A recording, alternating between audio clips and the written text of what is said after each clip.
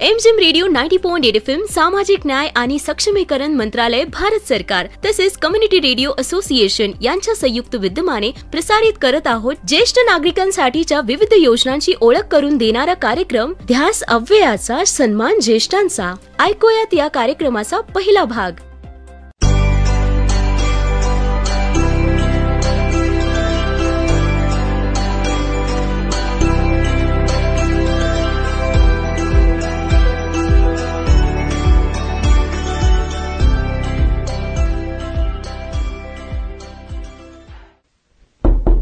मी आत येऊ का? तुम्ही तयार झालात का? हा बस बस बस एक मिनिटात तयार होतो बेटा. छान.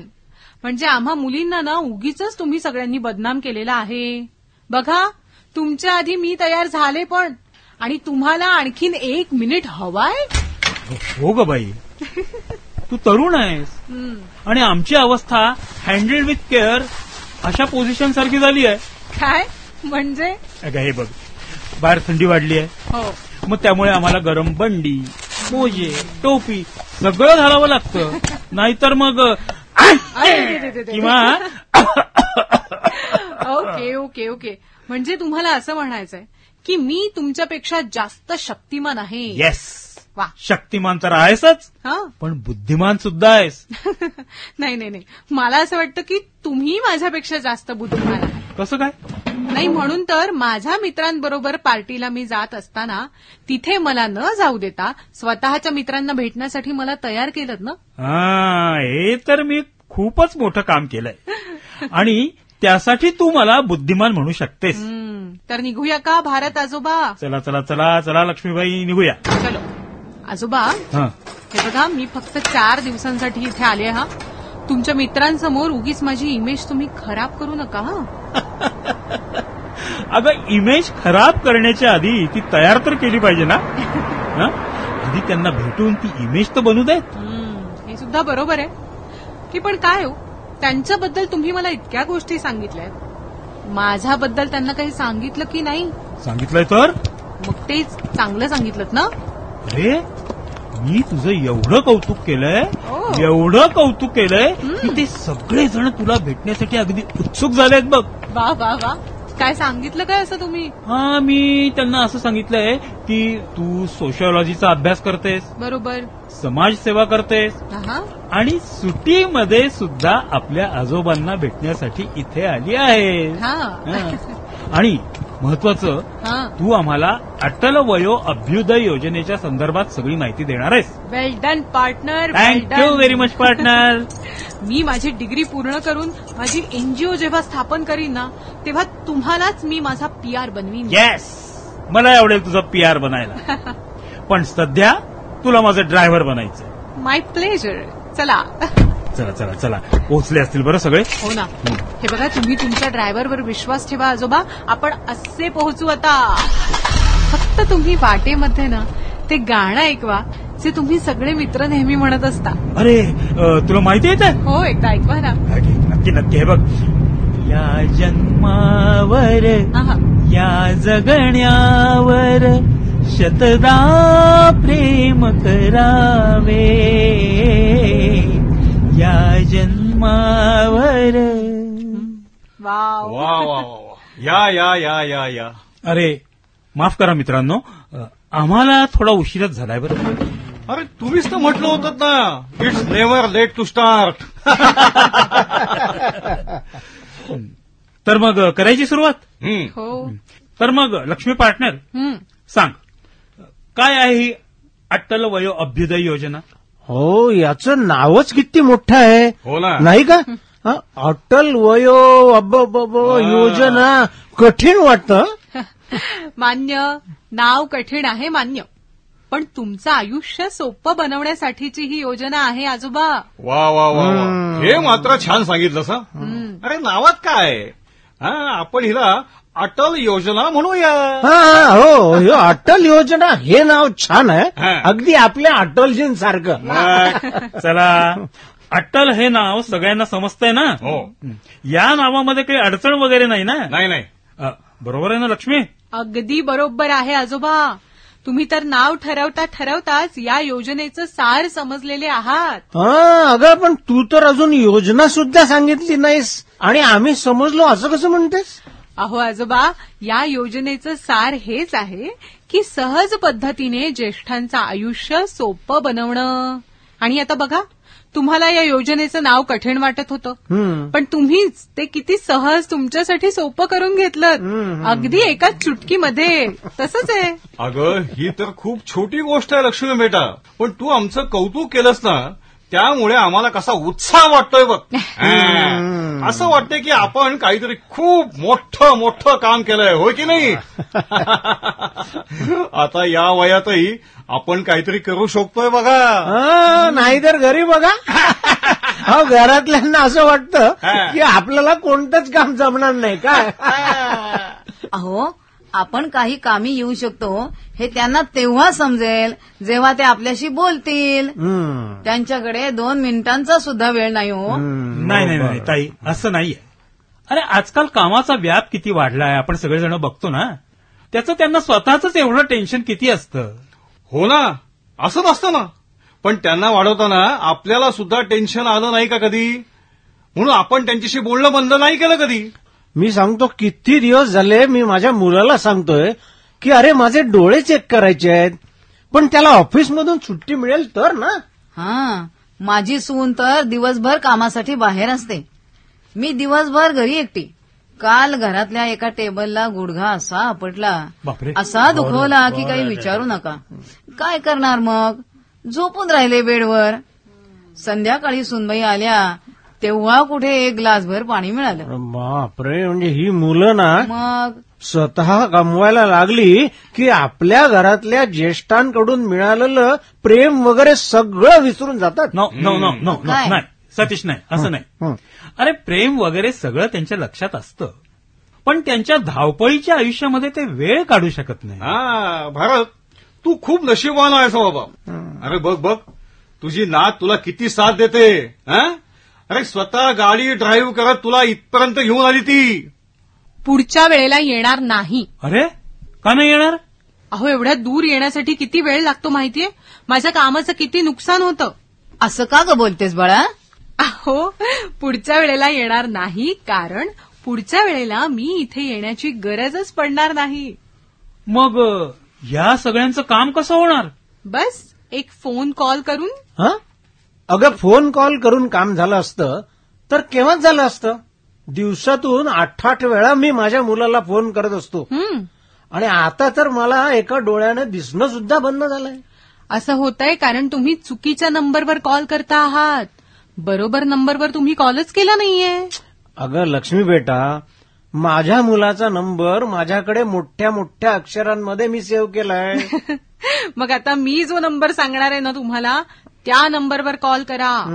का? त्या नंबरमध्ये काही जादू आहे की काय? अहो, अशी जादू आहे की एक फोन कॉल करून तुमच्या सगळ्या समस्या सुटतील.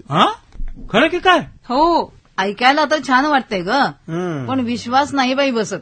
आता हातच्या कांकणाला आरसा कशाला? चला डायल करा नंबर 145667 म्हणजेच 14567. 14567 बरोबर. 14567 ही आहे एल्डर लाईन. पण लक्ष्मी बेटा, यावर फोन करून माझ्या डोळ्यांचा इलाज होईल? हो. आणि माझ्या पेन्शनचा प्रॉब्लेम आहे तो सुटेल? हो. माझं कार्ड मला रिन्यू करता येईल का? हो. आणि मी जी घरात दिवसभर एकटी असते, माझा एकटेपणा दूर करेल का तुझा हा फोन नंबर? होय. हो. हे तू जरा जास्तच सांगितलंस बरं का लक्ष्मी. आता काय, फोन करून सगळ्यांशी बोलून या सगळ्यांचा एकटेपणा दूर करणार आहेस का? अहो आजोबा, फोन कॉलवर एकटेपणा दूर होणार नाही, मग पण तो एकटेपणा दूर करण्यासाठीचा मार्ग नक्कीच मिळेल. पण लक्ष्मी बेटा, हा तर चमत्कारिक नंबर वाटतोय. आणि या चमत्काराची किंमत सुद्धा द्यावी लागेल. ती कुठून देणार? आजी, हा टोल फ्री नंबर आहे, बिलकुल फुकट. अरे म्हणजे केव्हाही फोन लावला तरी पैसे पडणार नाहीत? नाही. सकाळी 8 वाजल्यापासून ते रात्री 8 वाजेपर्यंत कधीही फोन लावा. मी एक काम करते, या योजनेचे जे संबंधित अधिकारी आहेत ना त्यांच्याशी तुम्हा सगळ्यांचं बोलणं करून देते, म्हणजे ते तुम्हाला सगळीच माहिती देतील. ठीक आहे चालेल चालेल चालेल. हो.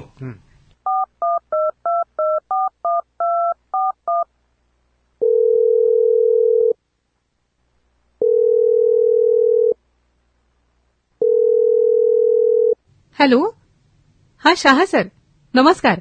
मी तुम्हाला जसं सांगितलं होतं तसं आम्ही सगळेजण इथे आता भेटलेलो आहोत.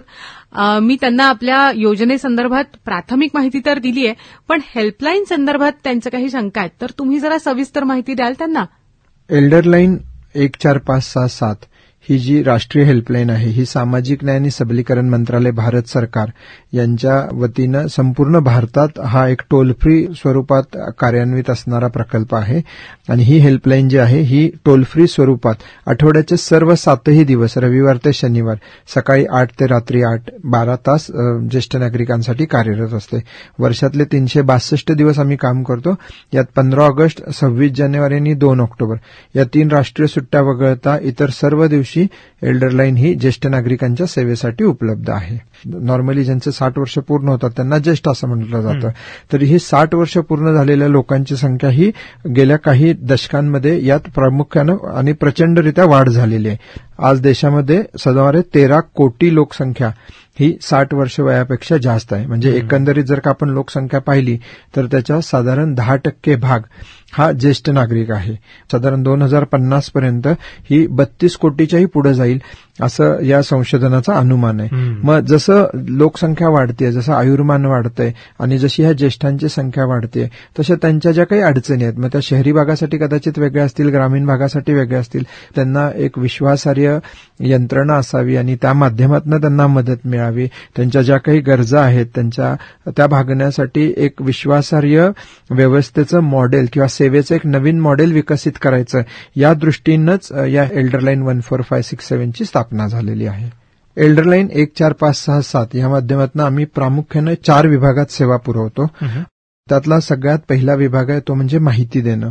माहितीमध्ये आरोग्य जागरूकता करणे असेल, त्यांना आरोग्य तक्रारींविषयी काही निदान असेल, उपचाराची गरज आहे का, त्यांना निवारा हवाय का, जवळपास वृद्धाश्रम कुठे आहे किंवा डे केअर सेंटर ज्याला आपण म्हणतो की 1 दिवसासाठी त्यांची काळजी घेणारी काही व्यवस्था आहे का, त्यांच्या पोषणविषयी त्यांनी कसं खाणं पान त्यांचं कसं असावं याविषयी, ज्येष्ठांसाठी जी अनुकूल उपकरणं असतात ती कुठं मिळतील किंवा त्याची उपलब्धता कुठे आहे, सांस्कृतिक, आध्यात्मिक, कला, करमणूक या सगळ्याची माहिती देण्याबरोबरच सगळ्यात आजकाल जी महत्वाची गोष्ट आहे ती म्हणजे ज्येष्ठांची काळजी घेणारी व्यक्ती किंवा संस्था ही आपल्या शहरात आपल्या गावात उपलब्ध आहे का. दुसरं महत्वाचं काम असतं ते म्हणजे मार्गदर्शन देण्याचं.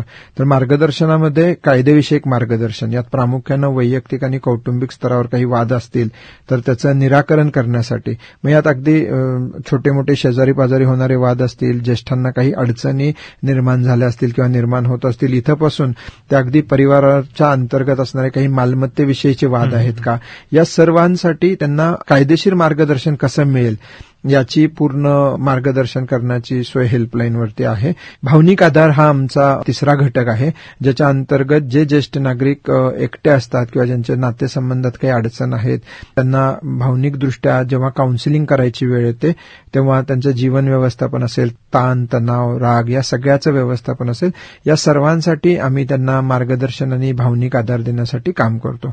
या तिन्हीबरोबर एक चौथं क्षेत्र आहे जिथे एल्डरलाईन ही विशेषरित्या कार्य करते आणि कदाचित आपण त्याला ह्या हेल्पलाईन मॉडेलचं पूर्णपणे एक विशेष सेवेचं आकर्षण असं म्हणू शकतो की क्षेत्रीय पातळीवर मदत. क्षेत्रीय पातळीवर मदत म्हणजे काय, तर जे वृद्ध बेघर आहेत, अत्याचारग्रस्त आहेत, निराधार असतील, निराश्रित असतील, घर सोडून दिलेले असतील किंवा घरातून निघून गेलेले असतील, हरवलेली व्यक्ती असेल, घरातून कुणी यांना बाहेर काढलं असेल, तर अशा सर्व ज्येष्ठांची काळजी घेण्यासाठी योग्य ती कारवाई आमची हेल्पलाईन क्षेत्रीय पातळीवर करते आणि परिस्थितीनुरूप तिथं जाऊन जागेवरती त्या ज्येष्ठाची तात्काळ मदत केली जाते. सो अशा प्रकारे माहिती, मार्गदर्शन, भावनिक आधार आणि क्षेत्रीय पातळीवर मदत या 4 विभागात एल्डरलाईन कार्यरत आहे. धन्यवाद शहा सर, तुम्ही खरंच खूप सोप्या पद्धतीने सगळ्यांना सांगितलंय. आता त्यांच्याशी परत बोलते आणि काही अडचण असलीच तर आम्ही तुम्हाला परत फोन करूच. Thank you, bye. मग सगळ्या प्रश्नांची उत्तरं मिळाली. मिळाली. पण एक गोष्ट राहिली आहे. सतीश, तुला ना कधी शांतता मिळत नाही बघ. काही ना काही राहूनच जात. अरे मला शंका आली तर मी सांगितली. एवढं रागवतोस का? अरे शंकेचं समाधान होईल, पण आधी सांग लघु शंका की दीर्घ शंका? अरे मस्करी करू नका रे. रागवायचं पण नाही, पण मस्करी पण करायची नाही. मग करायचं तरी काय? त्यापेक्षा प्रश्न विचारा. तुम्हाला काय विचारायचंय? काय शंका आहे तुमची? हे बघ बेटा, आम्ही अनुभवलं आहे की अशा कुठल्याही नंबरवर फोन केला ना तर समोरून उत्तर असं येतं, अमक्यासाठी 1 दाबा, तमक्यासाठी 2 दाबा, टिमक्यासाठी 3 दाबा, याच्यासाठी 4 दाबा, त्याच्यासाठी 5 दाबा. नको वाटतं ते. एवढं सगळं दाबून झाल्यानंतर कधी कधी बोलणं होतं, कधी कधी नाही सुद्धा होत. अरे मग थोडा संयम ठेवूया ना आपण. आपल्यासारखे कितीतरी जण फोन करत असतील, कधीतरी आपलं बोलणं होईलच. नाही म्हणजे लक्ष्मी तर सांगते आहे की जे कोणी फोन लावतील त्यांच्याशी बोलणं होईलच. आजोबा एक काम करूया, आपण आत्ताच्या आत्ता फोन लावूया. बघूया काय उत्तर येत आहे. हो की नाही? चला. हे मात्र ठीक होईल. चला लावा फोन लावा. कोण? मी?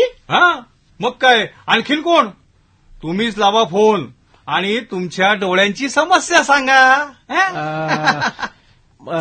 जयश्रीताई, तुम्ही लावता का पहिला फोन? म्हणजे महिलेकडून फोन गेला ना तर बरं नाही का? अरे काय तुम्ही एवढा संकोच करण्याचं काय कारण आहे? ठीक आहे ताई, तुम्ही लावा आधी फोन. नाही ठीक आहे, पण मी काय सांगणार? आणि असं अनोळखी माणसांना घरातल्या गोष्टी सांगणं बरं वाटतं का? लक्ष्मी बेटा, तू हेल्पलाईन बद्दल तर आम्हाला सांगितलंस, पण आता त्या हेल्पलाईनचा वापर करण्यासाठी सुद्धा लोकांना तयार करावं लागतंय बघ. हो ना. होतील तयार. आपण याबद्दल सारखं बोलत राहिलो ना की हा जो काही संकोच आहे ना तो सुद्धा निघून जाईल. अरे हेल्पलाईन वापरायची याचा अर्थ असा नाहीये ना की आपण आपल्या घरातल्यांबद्दल काहीतरी वाईट सांगायचंय किंवा नकारात्मक सांगायचंय. नाही ग, पण लक्ष्मी बेटा, माझ्या मुलाला बरं नाही वाटणार हे. हो, आणि माझ्या सुनेला सुद्धा वाईट वाटेल. हो, सगळे म्हणतील की माझ्या मुलाबाळांनी माझी नीट व्यवस्थित काळजी घेतली नाही आणि म्हणून यांनी बाहेरून मदत मागवली. येस पार्टनर, यांचं हे बोलणं सुद्धा बरोबर आहे. मला वाटतं कुटुंबामधल्या व्यक्तींना सुद्धा विश्वासात घ्यायला हवं. ठीक आहे, आपण त्यांच्याशी सुद्धा बोलूया. पण त्याआधी ना मी तुम्हा सगळ्यांना एक गोष्ट ऐकवते. चालेल? गोष्ट घ्या. आधी आजी आजोबा नातवांना गोष्टी सांगत होते, आता ही नातवंड आपल्याला गोष्टी सांगणार आहेत. ऐकव बाई, ऐकव. ऐकू. तर झालं असं की एका गावामध्ये रामसिंग नावाचा एक अनाथ तरुण राहत होता बरं का. मेहनती होता, काम करायचा आणि खुश आनंदी राहायचा. एक दिवस कामावरून परत येत असताना रस्त्यामध्ये त्याला एक चमकणारी गोष्ट दिसली. तर ते चांदीचं नाणं होतं. रामसिंगाला ते नाणं मिळाल्यानंतर तो खुश झाला, पण विचार करायला लागला की याचं मी काय करू? म्हणजे माझ्या गरजेपुरतं तर मी कमावतोय, आता हे आणखीन कुठे खर्च करू? पण पुन्हा थोडा वेळ विचार केल्यानंतर त्याच्या चेहऱ्यावर एक स्मितहास्य आलं. गावातले सगळेजण मिळून त्याच्या लग्नाविषयीच्या गोष्टी करत होते. लवकरच आपलं सुद्धा कुटुंब होईल हा विचार त्याने केला आणि तो म्हणाला की हे नाणं मी माझ्या बायकोसाठी ठेवतो. मग ना त्याने त्याच्या घरामध्ये ते लपवण्यासाठी खूप प्रयत्न केले, पण अशी जागाच त्याला सापडली नाही की जिथे तो हे नाणं ठेवू शकेल. कारण झोपडीमध्ये राहत होता बिचारा, एकटाच होता. त्यामुळे त्या झोपडीमध्ये ते नाणं ठेवणं त्याला काही बरोबर वाटलं नाही. पुन्हा त्याने खूप विचार करून त्या गावाच्या राजाच्या एका जुन्या भग्न महालाच्या एका भिंतीमध्ये हे नाणं लपवलं. आणि ती भिंत विटांनी झाकून टाकली. आणि मग कुठे त्याने मोकळा श्वास घेतला. काही महिन्यांनंतर सगळ्या गावांमधल्या ज्येष्ठांनी मिळून या रामसिंगचं लग्न लावलं. लहानपणापासून तो एकटाच राहिला होता, आता आपलं कुटुंब झालेलं आहे हे बघून त्याला खूप आनंद झाला. आणि त्या आनंदात त्या नाण्याची गोष्ट तो विसरूनच गेला. काही महिन्यानंतर त्याची बायको गर्भवती राहिली आणि मग वडील बनण्याच्या आनंदात रामसिंगाने विचार केला की बायकोला एक छान भेट द्यावी आपण. पण एवढे पैसे त्याच्याकडे नव्हते आणि मग त्यावेळी त्याला त्या चांदीच्या नाण्याची आठवण झाली आणि मग तो त्या जुन्या महालाकडे धावत धावत निघाला. तो जेव्हा धापा टाकत टाकत जुन्या महालाकडे धावत होता तेव्हा नव्या महालाच्या खिडकीतून त्या राजाने त्याला पाहिलं. राजाला वाटलं एवढ्या भर दुपारी हा तरुण धावत धावत धापा टाकत जातोय, नक्कीच काहीतरी मोठं संकट असलं पाहिजे. राजा खूप दयाळू होता. आपल्या प्रजेची काळजी घेणं हे आपलं कर्तव्य आहे असं मानत होता. त्याने तात्काळ सैनिकांना पाठवलं आणि त्या तरुणाला बोलावून घेतलं. जेव्हा राजाने रामसिंहाला त्याच्या या अवस्थेचं कारण विचारलं तेव्हा रामसिंगाने महाराजांना सांगितलं की आपल्या जुन्या महालामध्ये त्याने खजिना लपवून ठेवलेला आहे. राजाला आश्चर्य वाटलं. खजिना? रामसिंगाने सांगितलं की हो, चांदीची नाणी आहेत.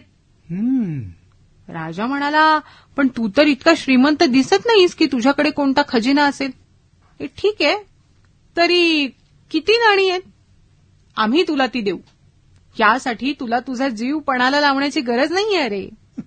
प्रजेचं रक्षण करणं हा आमचा धर्म आहे. किती नाणी आहेत? 1000? रामसिंग म्हणाला, नाही महाराज. राजा म्हणाला, मग 100? नाही. अरे मग 1 डझन नाण्यांसाठी तू इतक्या दुपारी एवढा धावत चाललायस? 1 डझन नाहीयेत महाराज. रामसिंगाने आपलं स्पष्ट सांगितलं. अरे मग? रामसिंग म्हणाला, मी त्या भिंतीमध्ये फक्त 1च चांदीचं नाणं लपवलं आहे.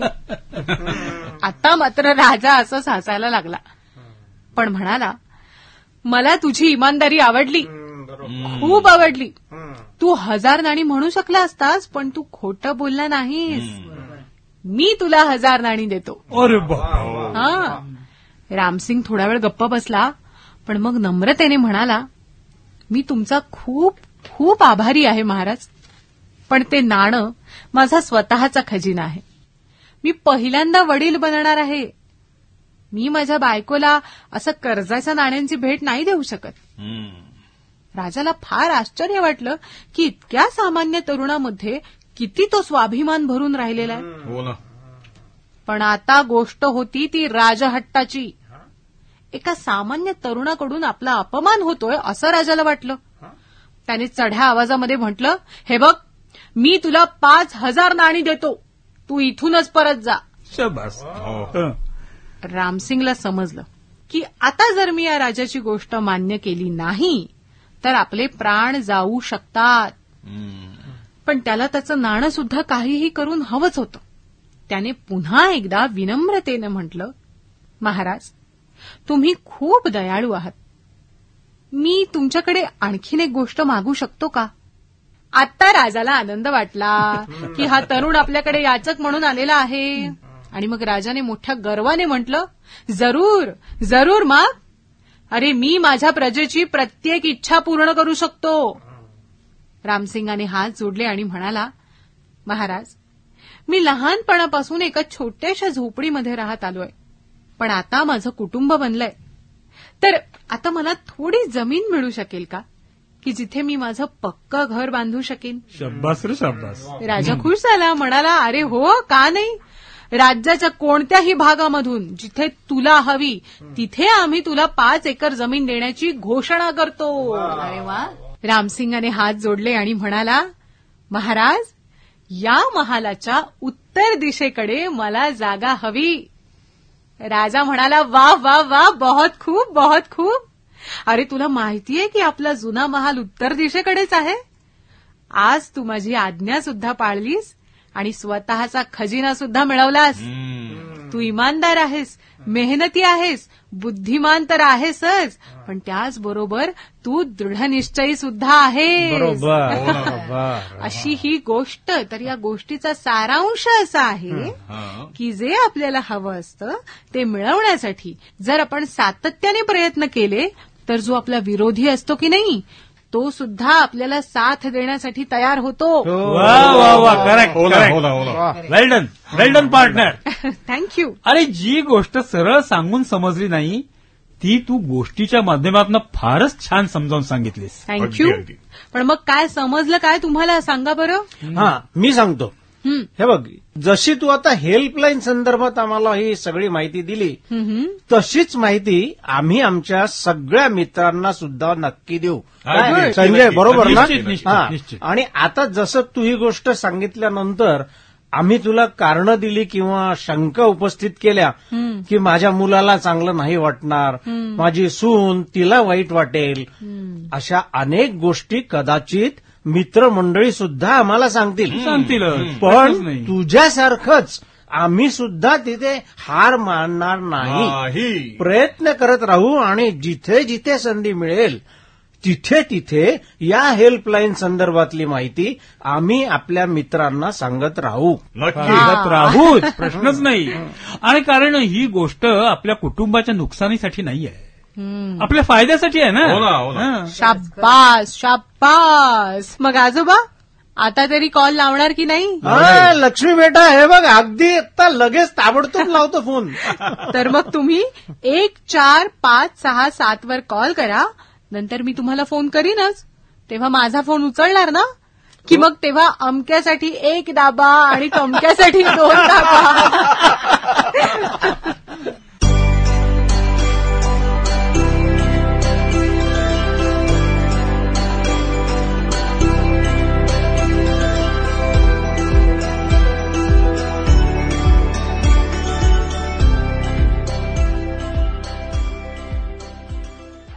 एमजीएम रेडिओ 90.8 FM सामाजिक न्याय आणि सक्षमीकरण मंत्रालय भारत सरकार तसेच कम्युनिटी रेडिओ असोसिएशन यांच्या संयुक्त विद्यमाने प्रसारित करत आहोत. ज्येष्ठ नागरिकांसाठीच्या विविध योजनांची ओळख करून देणारा कार्यक्रम ध्यास अव्ययाचा सन्मान ज्येष्ठांचा. या कार्यक्रमाचा पहिला भाग आपण ऐकलात. याच कार्यक्रमाचं पुनर्प्रसारण आपण ऐकू शकाल उद्या संध्याकाळी 7:30 वाजता. आपण ऐकत आहात एमजीएम 90.8 FM, साथ है तो बात है.